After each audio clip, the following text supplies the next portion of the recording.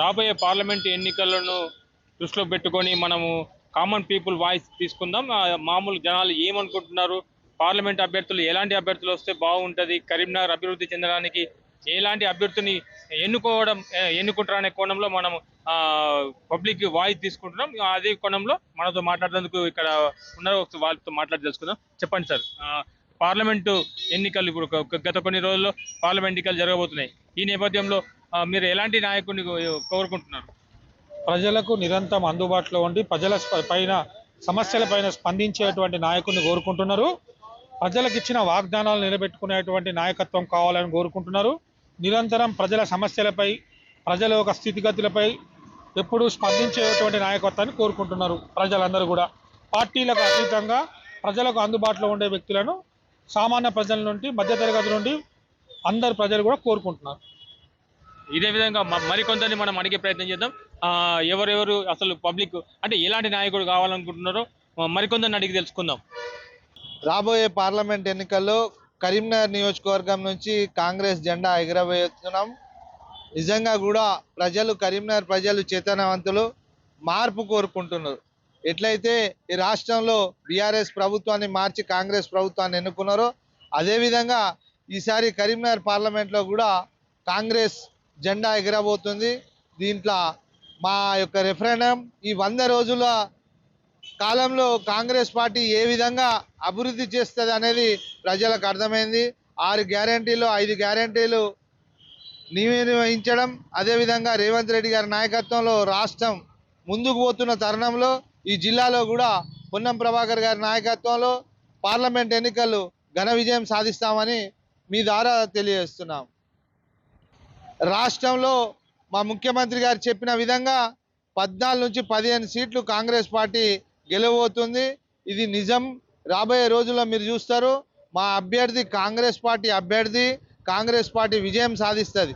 Karimnagar parliament నియోజకవర్గంలో BRS party నాయకులు, రాష్ట్ర అధ్యక్షులు కేసీఆర్ గారు కరీంనగర్ పార్లమెంటు బీఆర్ఎస్ అభ్యర్థిగా బోయినపల్లి వినోద్ కుమార్ గారిని ప్రకటించిన నుండి మరి కరీంనగర్ పార్లమెంటు పరిధిలో మరి పెద్ద ఎత్తున కూడా వారు అన్ని కార్యక్రమంలో పాల్గొంటూ, ఎందుకంటే 2014 తెలంగాణ ఏర్పడిన తర్వాత 2014 నుంచి వెళ్ళి 2019 వరకు కరీంనగర్ పార్లమెంట్ నియోజకవర్గంలో బోయినపల్లి వినోద్ కుమార్ గారు ఎంపీగా మరి అక్కడున్న బీజేపీ ప్రభుత్వాన్ని ఒప్పించి అక్కడున్న కేంద్ర మంత్రులందరినీ కూడా అందరి దగ్గరికి వెళ్ళి ఒప్పించి కరీంనగర్ పార్లమెంటు పరిధికి చాలా అభివృద్ధి ఫండ్స్ తీసుకురావడం జరిగింది.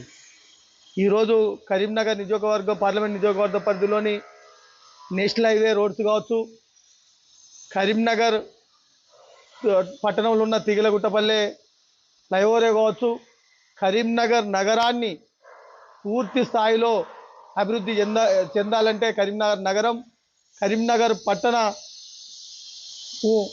ముందుకోవాలంటే తెలంగాణ రాష్ట్రంలో 2 స్మార్ట్ సిటీలు ప్రకటిస్తే, ఒకటి హైదరాబాద్, ఒకటి వరంగల్ ప్రకటిస్తే, మరి హైదరాబాదు కన్నా వేగంగా కరీంనగర్ను అభివృద్ధి చేయాలనే ఉద్దేశంతో మరి కేసీఆర్ గారు అప్పటి ముఖ్యమంత్రి కేసీఆర్ గారిని ఒప్పించి 1000 కోట్ల నిధులు స్మార్ట్ సిటీ ప్రకటించి కరీంనగర్ను వారు స్మార్ట్ సిటీ ప్రదాతగా కరీంనగర్ను స్మార్ట్ సిటీ ప్రకటిస్తే 1000 కోట్ల నిధులతో కరీంనగర్ నగరం హైదరాబాద్ తర్వాత 2వ నగరంగా మరి అభివృద్ధి చెందింది. దాని తర్వాత 2019లో జరిగిన ఎలక్షన్లో బీజేపీ అభ్యర్థి బండి సంజయ్ గారు ఎంపీగా గెలిచి ఈ 5 సంవత్సరాల్లో 5 రూపాయలంటే 5 రూపాయల ప్రత్యేకమైన నిధులు తెచ్చి కరీంనగర్ పార్లమెంటు పరిధిలో ₹1 కూడా ఖర్చు పెట్టలేదు. కాబట్టి ఇలా ప్రజలు బోయినపల్లి వినోద్ కుమార్ గారు ఒక మేధావి, ఒక విద్యావంతుడు, ఒక మంచి అనుభవం కలిగిన రాజకీయ నాయకుడు, తెలంగాణ ఉద్యమంలో కూడా 32 పార్టీలను ఒప్పించి తెలంగాణ రావడంలో కీలక పాత్ర వహించిన నాయకుడు, తెలంగాణపై ప్రజల సంక్షేమమే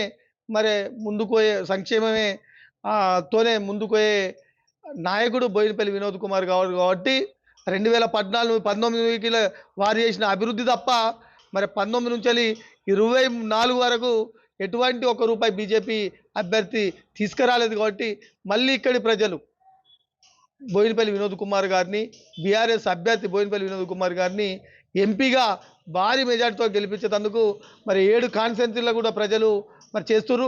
అప్పుడు పొరపాటు చేసినాం, అటువంటి పొరపాటు మళ్ళీ చేయం. అక్కడ ప్రశ్నించే గొంతు ఉండాలి. తెలంగాణ రాష్ట్రం నుంచి వెళ్ళే బీఆర్ఎస్ పార్టీ ఎంపీలు మాత్రమే అక్కడ కేంద్ర ప్రభుత్వంలో మరి బీజేపీ కానీ కాంగ్రెస్ ప్రభుత్వాన్ని నిలదీసి ఒప్పించి తెలంగాణకు కావలసిన నిధులు తెచ్చే ఏకైక పార్టీ బీఆర్ఎస్ పార్టీ. కాబట్టి ప్రజలు దాన్ని గ్రహించిర్రు. కరీంనగర్ పార్లమెంటులో భారీ మెజార్టీతో బోయినపల్లి వినోద్ కుమార్ గారిని గెలిపించేందుకు ప్రజలు మరి ముందుకోతురని తెలుస్తున్నాం. రానున్న లోక్సభ ఎలక్షన్స్లో మోడీ గారి చేసిన అభివృద్ధి పనులని మరియు స్థానికంగా సంజన చేసిన అభివృద్ధి పనులను చూసి ఇక్కడ కరీంనగర్ ప్రజలు ఖచ్చితంగా సంజన వైపే ఉన్నారు. సంజనను కూడా భారీ మెజార్టీతో గెలిపించే యోచనలోనే ఉన్నారు. ఇవాళ నరేంద్ర మోడీ గారు చేపట్టిన అనేక అంశాలు 370 ఆర్టికల్ కావచ్చు, ట్రిపుల్ తలాక్ కావచ్చు, మరియు రామ్ మందిర్ కావచ్చు, ఇవన్నీ ఇంతకుముందు మేనిఫెస్టోలో ప్రతిసారి ఒక వేరే అపోజిషన్ పార్టీ వాళ్ళు దీన్ని ఒక మజాక్ లెక్క తీసుకునేటోళ్ళు దాన్ని ఫుల్ఫిల్ చేసి ఇవాళ ముంగడికి వచ్చి అవన్నీ ఫుల్ఫిల్ చేసి మేనిఫెస్టోలో పెట్టినవి అన్ని ఫుల్ఫిల్ చేసి ముంగడికి వచ్చి ఇవాళ స్ట్రీట్ వెండర్స్ దగ్గర నుంచి వెళ్ళి ప్రతి దగ్గర నుంచి వెళ్ళి కూడా ప్రతి దగ్గరికి అందరికీ కూడా ఒక ఉపాధిగా వాళ్ళకి ఏమైనా సహకారం ఇవ్వాలని చెప్పి కరోనా టైంలో ఎప్పుడైతే జరిగిందో అప్పటి నుంచి వెళ్ళి కూడా వాళ్ళకి సహకారం ఇచ్చుకుంటా ఫ్రీ బియ్యం ఇచ్చుకుంటా కూడా పబ్లిక్ని ఆదుకోవడం జరిగింది. ఈ కోణంలో ఖచ్చితొక్కరు మొన్న మీటింగ్లో మోడీ గారి మీటింగ్లో చూస్తే జగిత్యాల్లో ఆడవాళ్ళు కిరింతలు పెట్టారు స్పీచ్కి. అక్కడ చూస్తే మాత్రం అసలు లేడీస్ ఫాలోయింగ్ ఎట్లుందనేది మీరు ఆ మీటింగ్లో చూడాల్సిందే. ఖచ్చితంగా మోడీ గారికి ఎంత ఫాలోయింగ్ ఉందో కూడా ఇప్పుడు తెలంగాణ చూపబోతుంది. ఖచ్చితంగా ఇక్కడ 12 సీట్లు మేము గెలుస్తున్నామని చెప్పి కూడా బీజేపీ తరఫు నుంచి మేము చెప్పాల్సుకున్నాం. 12+ అని అనుకుంటున్నాము. 12 సీట్లు ఎట్టి పరిస్థితుల్లో గెలవబోతుంది మా భారతీయ జనతా పార్టీ తెలంగాణలో. కరీంనగర్లో మాత్రం పెద్ద మెజార్టీతోని అత్యధిక మెజార్టీతోని తెలంగాణనే ఒక రోల్ మోడల్గా కరీంనగర్ ఇవాళ గెలవబోతుందని చెప్పి కూడా మేము ఆశాభావం వ్యక్తం చేస్తున్నాం. రాష్ట్ర ప్రభుత్వం రేవంత్ రెడ్డి గారి నాయకత్వంలో 6 గ్యారంటీల అమల్లో అప్పటికే 4 గ్యారంటీలను అమలు పరుస్తూ మహిళలు మరి ఇతర అన్ని రంగాలకు సంబంధించినటువంటి ప్రజలంతా కూడా ఇలా కాంగ్రెస్ పార్టీ వైపు చూస్తూ ఉన్నారు.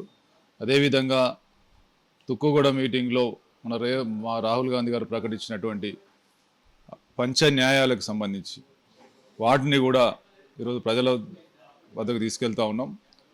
కాంగ్రెస్ పార్టీ గడప గడపకు పంచ న్యాయాలు కార్యక్రమం ఈరోజు తీసుకుంటా ఉన్నాం. రేపటి నుంచి ప్రతి ఇంటికి ప్రతి డివిజన్లో మరి మేము ఏం చేయదలుచుకున్నాం, రాబోయే మరి కేంద్రంలో కాంగ్రెస్ పార్టీ అధికారంలోకి వస్తే అనే దాని మీద ప్రజల వద్దకు తీసుకెళ్తా ఉన్నాం.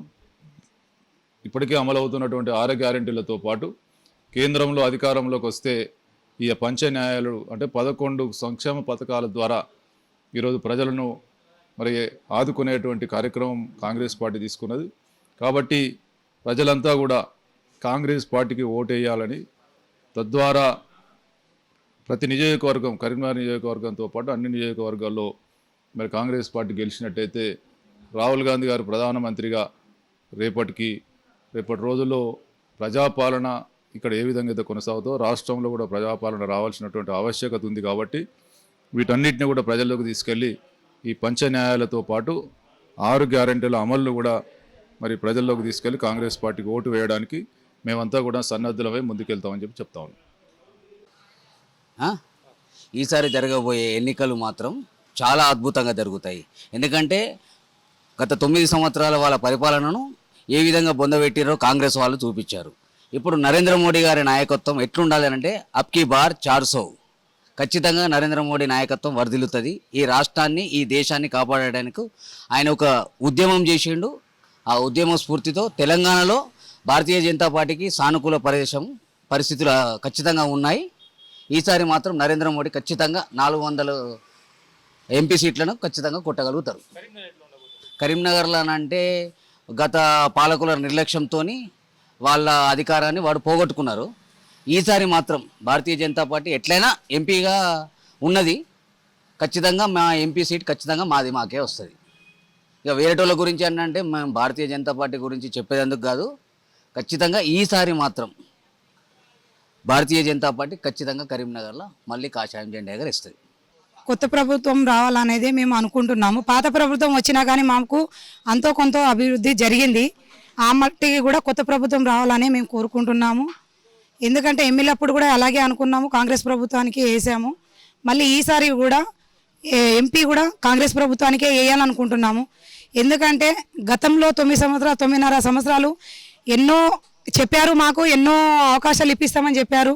కానీ మాకు ఏ అవకాశాలు కానీ మాకు ఇలాంటిది మాకు న్యాయం జరగలేదండి. మాకు ఇప్పటి వరకు మా లాంటిది మాకు కానీ ఇల్లు కానీ జాబ్ కానీ ఏది కూడా మాకు రాలేదు. కాబట్టి కొత్త ప్రభుత్వం వస్తే ఏమైనా న్యాయం జరుగుతామా అనేది మేము కోరుకుంటున్నాము. దానివల్ల కొత్త ప్రభుత్వం రావాలని మేము కోరుకుంటున్నాము. కాంగ్రెస్ ప్రభుత్వానికే వేయాలనుకుంటున్నాము. ఎందుకంటే 2 సార్లు బీజేపీ ప్రభుత్వం వచ్చింది. అంతంతగా మాత్రానే మనకు ఫలితం అనేది ఏం కనిపించలేదు. మార్పు అనేది 100%లో ఒక 20% కనబడ్డది మాకు, అంతే తప్ప మాకు ఇంకా 70% ఏం కనబడలేదు. అందుకే మేము ఈసారి కాంగ్రెస్ ప్రభుత్వాన్ని గెలిపిద్దాం అనుకుంటున్నాము. కాంగ్రెస్ ప్రభుత్వం వస్తేనే మాకు న్యాయం జరుగుతాం అనుకుంటున్నాము. ఇల్లు కానీ ఉద్యోగం కానీ మా పిల్లల భవిష్యత్తు కానీ మా భవిష్యత్తు కానీ ఏదైనా కానీ కాంగ్రెస్ ప్రభుత్వం ఇస్తుందని మేము అనుకుంటున్నాము, కోరుకుంటున్నాం కూడా. కరీంనగర్ జరుగుతున్న పార్లమెంట్ ఎలక్షన్స్లో ఇవాళ మనం గమనించినట్టయితే భారతీయ జనతా పార్టీకి వ్యతిరేకత ఉన్నది, అటు బీఆర్ఎస్ పార్టీకి పూర్తి వ్యతిరేకత ఉన్నది. కారణం, ఇవాళ భారతీయ జనతా పార్టీ క్యాండిడేట్ ఎవరైతే ఉన్నారో కంప్లీట్గా ఏ వర్క్ చేయకుండా కేవలం మత కుల రాజకీయాలతోటే బతకే పరిస్థితిలో ఉంది. ఇలా ప్రజలు బాగా తెలివిగా ఆలోచించేసి ఓటేయాల్సిన అవసరం వచ్చినది. ఇలా భారతదేశ ప్రకారంగా మోడీ అన్నా కూడా ఇలా భారతదేశానికి మోడీ ఏం చేసిండు అనేది కూడా మనం గుర్తుపెట్టుకోవాల్సిన అవసరం లేదు. ఇలా మనదంతా కూడా మన ట్యాక్సెస్ కష్టపడి సంపాదించి ట్యాక్సులు కడితే ఇలా ఆదానికి దోషపెట్టడం తప్ప చేసింది ఏం లేదు అని చెప్పేసి మనం గమనించాలా. ఎందుకంటే ఇలా 2 కోట్ల ఉద్యోగాలు అన్నాడు, అది లేదు. అంతేకాకుండా ఇలా 15 లక్షల రూపాయలు ప్రతి అకౌంట్కి వేస్తా అని చెప్పిండు, అది లేదు. ఇవాళ భారతీయ జనతా పార్టీ నాయకులు మాట్లాడుతున్నారు 500 బోనస్ ఇవ్వలేదు, అదేవిధంగా రుణమాఫీ చేయలేదు అని. అయ్యా, మిమ్మల్ని మేము ప్రశ్నిస్తున్నాం. మీరు ఎంఎస్పి అనేది డిసైడ్ చేసేది ఇలా రాష్ట్ర ప్రభుత్వమా లేక భారతదేశ ప్రభుత్వమా? భారతదేశ ప్రభుత్వంలో చేతిలో ఎంఎస్పి రేట్ ఉన్నప్పుడు 3,000 రూపాయల వడ్లకు ఎందుకు చేయట్లేదని మేము డిమాండ్ చేస్తున్నాం మిమ్మల్ని. మీరు 3,000 ప్రకటించండి. ఎందుకు ప్రజలకి రైతులకు నష్టం చేస్తారు? ఇవాళ రైతు దీక్షలని దొంగ దీక్షలు పెట్టుకుంటూ మీరు చేయడం తప్ప ఇంకోట్లేదు. అంతేకాదు, ఇలా రుణమాఫీ అన్నారు, వాళ్ళు వచ్చి 3 నెలలు 4 నెలలు అయింది. ఖచ్చితంగా ఆగస్టు లోపు కనుక చేయకపోతే ఖచ్చితంగా ప్రశ్నిస్తాం. స్థానిక ఎలక్షన్స్ ఉంటాయి, మళ్ళా ఎలక్షన్స్ ఉంటాయి. అప్పుడు కాంగ్రెస్ను కూడా ఓడించడానికి ప్రజలు కూడా సిద్ధమవుతారు. అంతేగాని ఇలా ఏదో ఒక వంక పెట్టేసి లాభం ముందు అనుకోవడం, మతాలను రెచ్చగొట్టుకుంటూ కులాలను రెచ్చగొట్టుకుంటూ రాజకీయం సరికాదని చెప్తున్నాం. అంతేకాకుండా ఇలా బీఆర్ఎస్ ఇవాళ నీళ్ళ దీక్ష అని రైతు దీక్ష అని పడుతున్నాయి. ఆ రోజున దోసుకున్నప్పుడు మిమ్మల్ని ఎవరు ప్రశ్నించినా కూడా మీరు పోలీసు వాళ్ళని పెట్టి అణిచివేసింది కరెక్ట్ కాదా? ఇలా రైతులను కానీ ప్రజలను కానీ దోసుకొని మీరు బలిసింది నిజం కాదా అని చెప్పేసి మిమ్మల్ని ప్రశ్నిస్తున్నాం. బీఆర్ఎస్ నాయకులకు కానీ అటు బీఏజీపీ నాయకులకు కానీ ఓట్లు వేసినట్టయితే ప్రజలు మళ్ళా మోసపోవడమే తప్ప ఇంకోటి లేదు. ఖచ్చితంగా ప్రజలు ఆలోచించి ఓటేయాల్సిన అవసరం ఉన్నది. ఇవాళ ఎవరైతే మంచి క్యాండిడేట్ అనుకుంటామో ఇలా ప్రభుత్వం ఏదైతే ఉందో దానికి మద్దతు తెలుపుకోవాల్సిన అవసరం మనకు ఉందని చెప్పి తెలియజేస్తున్నాం.